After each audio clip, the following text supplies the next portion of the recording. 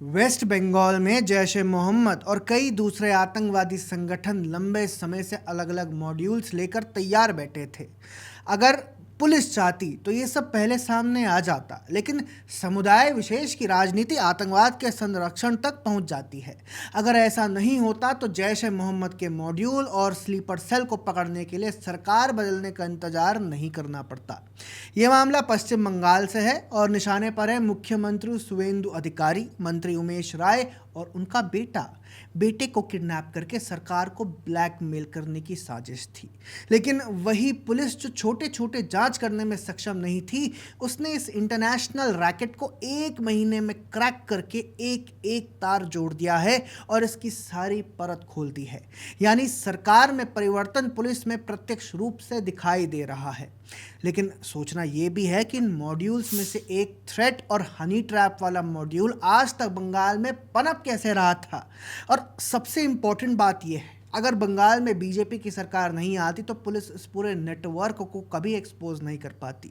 पहले जब भी ऐसे लोग पकड़े जाते थे तो एनआईए बंगाल आकर गिरफ्तारियां करती थी, लेकिन अब पहली बार बंगाल एसटीएफ खुद आगे बढ़कर ये काम कर रहा है। ये बदलाव साफ दिखाता है कि अब हालात पहले जैसे नहीं रहे। इस पूरी कहानी की शुरुआत होती है मोहम्मद हमीम मुंडाल से। वेस्ट बंगाल एसटीएफ का आरोप है कि हमीम का संबंध जैश ए मोहम्मद से जुड़े एक नेटवर्क और पाकिस्तान स्थित हैंडलर्स से था। जांच आगे बढ़ी तो झारखंड से एक और नाम सामने आया, 22 वर्षीय अर्पिता सरकार। हमीम और अर्पिता सरकार एक दूसरे के संपर्क में थे। इस संपर्क के आड़ में मीडिया का इस्तेमाल सिर्फ कंटेंट क्रिएशन या फ्रेंडशिप के लिए नहीं किया जा रहा था, बल्कि नए लोगों तक पहुंच बनाने, नेटवर्क तैयार करने और प्रभावशाली लोगों से संपर्क बनाने के लिए भी किया जा रहा था।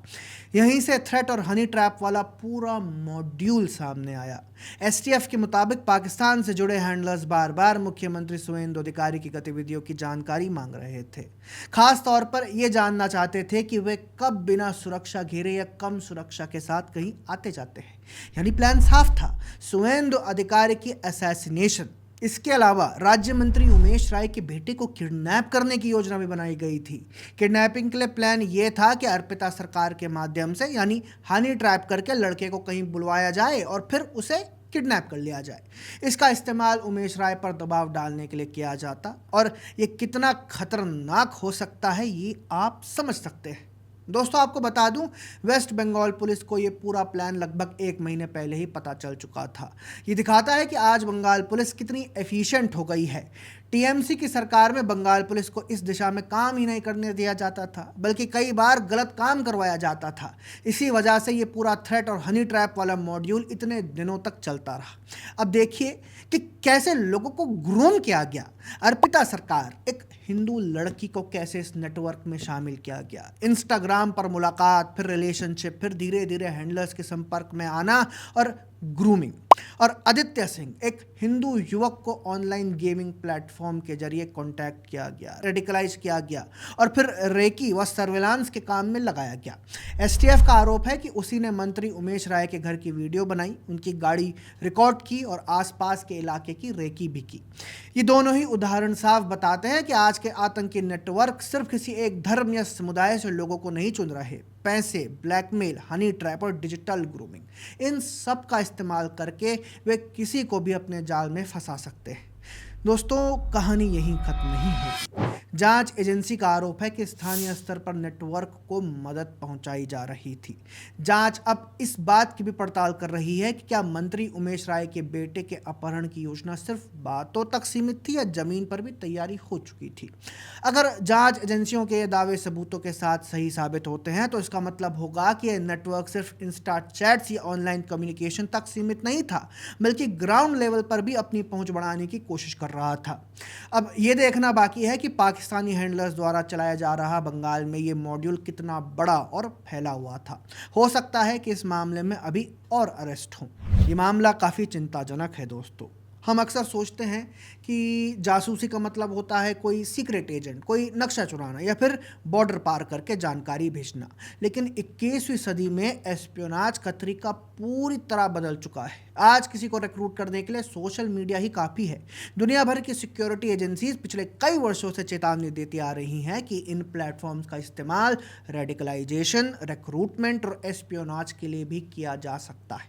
पिछले कुछ महीनों में भारत के अलग अलग राज्यों से भी ऐसे कई मामले सामने आए हैं जहां सोशल मीडिया के जरिए पाकिस्तान से जुड़े लोगों के संपर्क बनने के आरोप लगे। कहीं इन्फ्लुएंसर का नाम आया, कहीं यूट्यूबर का, कहीं हनी ट्रैप का एंगल सामने आया। वेस्ट बंगाल का यह मामला उसी बड़ी तस्वीर का हिस्सा दिखाई देता है। दोस्तों, अब इस पूरी कहानी को सिर्फ एक टेरर इन्वेस्टिगेशन के तौर पर मत देखिए।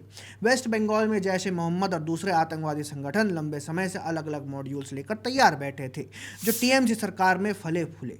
लेकिन बीजेपी की सरकार आने के बाद पहली बार बंगाल एसटीएफ ने खुद आगे बढ़कर इस नेटवर्क को डिसमेंटल करना शुरू किया है। अगर समय रहते ऐसे नेटवर्क का पता ना चले तो वे आगे चलकर कहीं ज़्यादा गंभीर चुनौती बन सकते हैं। यही वजह है कि सुरक्षा एजेंसियां अब केवल सीमा पार से होने वाली घुसपैठ पर ही नहीं, बल्कि डिजिटल प्लेटफॉर्म पर बनने वाले संदिग्ध संपर्कों पर भी बराबर नजर रखे हुए है। बंगाल की ये जांच अभी कई सवाल छोड़ रही है। क्या ये वास्तव में एक बड़ा नेटवर्क था? क्या और गिरफ्तारियां होंगी? क्या इस मॉड्यूल के तार भारत के दूसरे राज्यों तक भी जुड़े हुए थे? खैर, अभी इसमें और जानकारी आती रहेगी। बाकी आपका इस विषय पर क्या कहना है, कमेंट सेक्शन में ज़रूर लिखें। और ऐसे ही अन्य वीडियोस के लिए कृपया पैम्फलेट को सब्सक्राइब करना ना भूलिएगा। जय हिंद।